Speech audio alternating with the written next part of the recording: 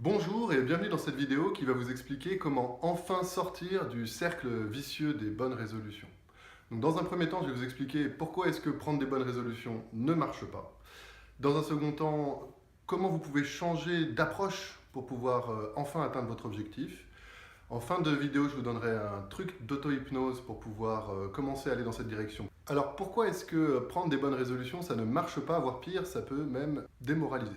Eh bien tout simplement parce que prendre une bonne résolution, au final, ça fait quoi? Ça ne fait que amplifier un conflit interne entre votre volonté, ce que vous voulez consciemment, peut-être arrêter de fumer, ou peut-être arrêter de grignoter, ou peut-être vous mettre au sport, vous remettre au sport, ou que sais-je encore, et des envies inconscientes ou des habitudes de mode de fonctionnement. Et du coup, en prenant cette bonne résolution, vous faites qu'exacerber cette tension interne. Alors bien sûr, mu par la motivation et peut-être l'ivresse du réveillon, vous pouvez arriver à tenir quelques jours, voire quelques semaines, mais au final, à la moindre contrariété, coup de fatigue, coup de stress, patatras, on craque et là on replonge.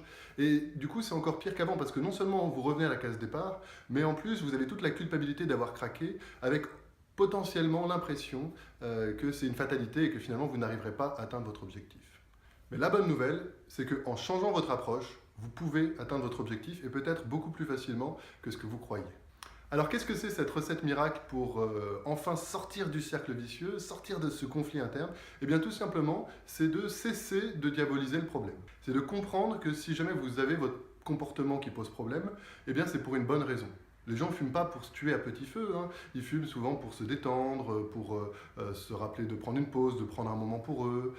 Pareil pour les gens qui ont tendance à trop manger, c'est souvent une source de plaisir, c'est pour se faire du bien, c'est pour se remplir, pour digérer une émotion.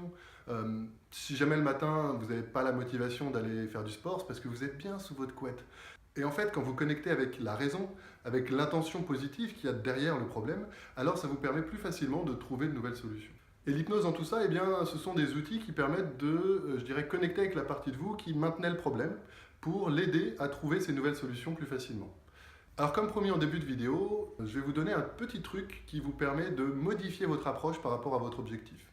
L'idée, c'est pas de faire une séance d'hypnose là maintenant, c'est juste de commencer à changer votre approche de sorte à ce que naturellement vous puissiez aller plus facilement vers ce que vous voulez. Et le truc est tout simple, il s'agit de reformuler votre objectif positivement en fonction de son intention positive, de la raison profonde qui fait que vous aviez votre problème jusqu'à présent. Donc comme je vous le disais précédemment, si jamais vous voulez arrêter de fumer, en fait, ce que vous souhaitez, c'est certainement trouver de nouvelles manières de vous détendre. Observez comment ça résonne différemment à l'intérieur. Arrêtez de fumer, trouvez de nouvelles manières de se détendre. Du coup, je vous invite à faire ça pour votre objectif. Si jamais vous le souhaitez, vous pouvez tout à fait mettre en commentaire votre objectif reformulé. Je pourrais vous donner des conseils peut-être pour que cette formulation soit la plus efficace possible au niveau hypnotique. Voilà, merci beaucoup d'avoir regardé cette vidéo. J'espère qu'elle vous a plu. N'hésitez pas à liker, à partager si vous pensez à des gens à qui elle pourrait être utile. Et puis je vous dis à très bientôt.